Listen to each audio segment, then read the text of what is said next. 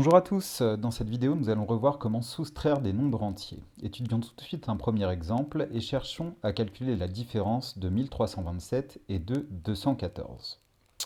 Comme pour l'addition, lorsque l'on soustrait des nombres entiers, la technique opératoire consiste à soustraire les unités entre elles, les dizaines entre elles, les centaines entre elles, etc. Nous allons donc poser notre soustraction en faisant attention à deux choses. Première chose, il faut d'abord écrire le premier terme, le plus grand des deux, celui qui apparaît à gauche. dans la soustraction écrite en ligne, 1327.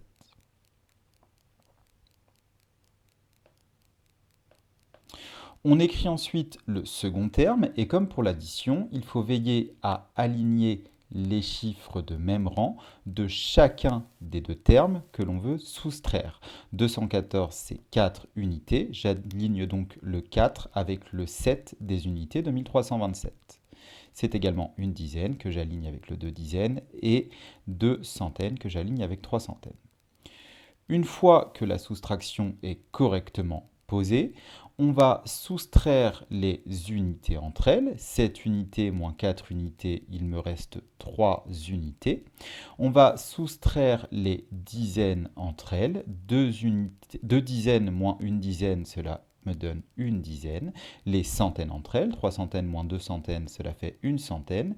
Et les unités de 1000 entre elles, une unité de 1000 moins 0 unité de 1000, la colonne étant vide, on peut considérer qu'il y a 0 unité de 1000, ça le fait une unité de 1000. La différence de 1327 et de 214 est donc égale à 1113. Étudions maintenant un deuxième exemple. Et cherchons à calculer la différence de 2173 et 2428. Là encore, on pose la soustraction en alignant les chiffres de même rang de chacun des deux termes et en commençant par écrire le premier terme, le plus grand des deux, puis le deuxième.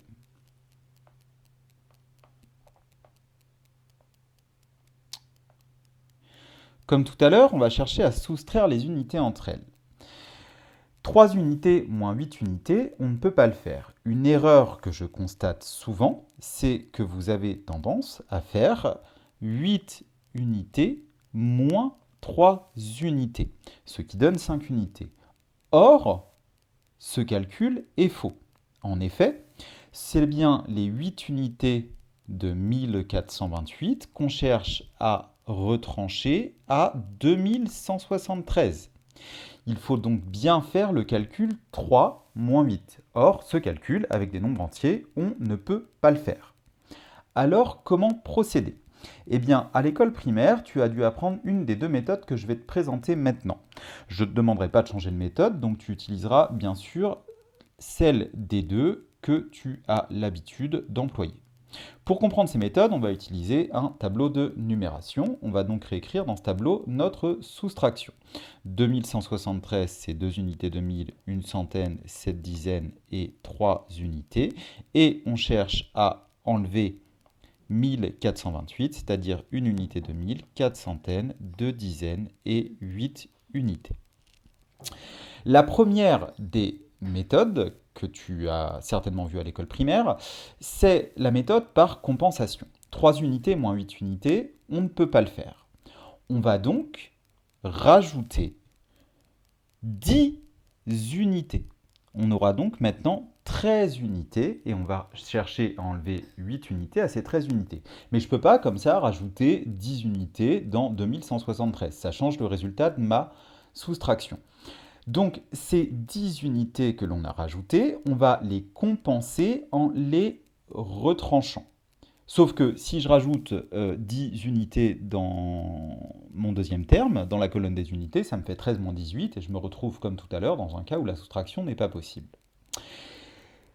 L'astuce, c'est que ces 10 unités, je peux les transformer en une dizaine. Et donc, lorsque je rajoute ici 10 unités dans la colonne des unités de 2173, je vais retrancher pour compenser ces 10 unités en les transformant en une dizaine et en les rajoutant dans la colonne des dizaines Et donc, lorsque je ferai ma soustraction, je ne ferai pas 7 dizaines moins 2 dizaines, mais 7 dizaines moins 3 dizaines.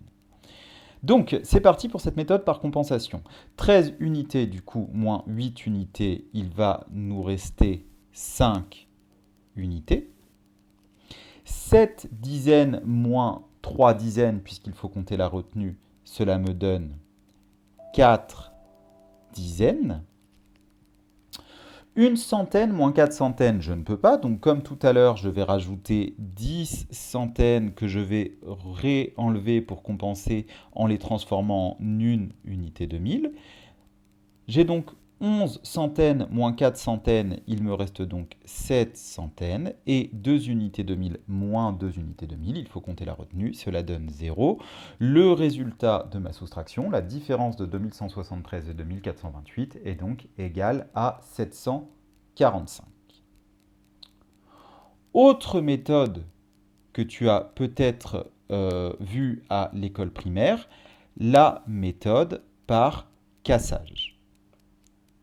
Alors, on va reposer la soustraction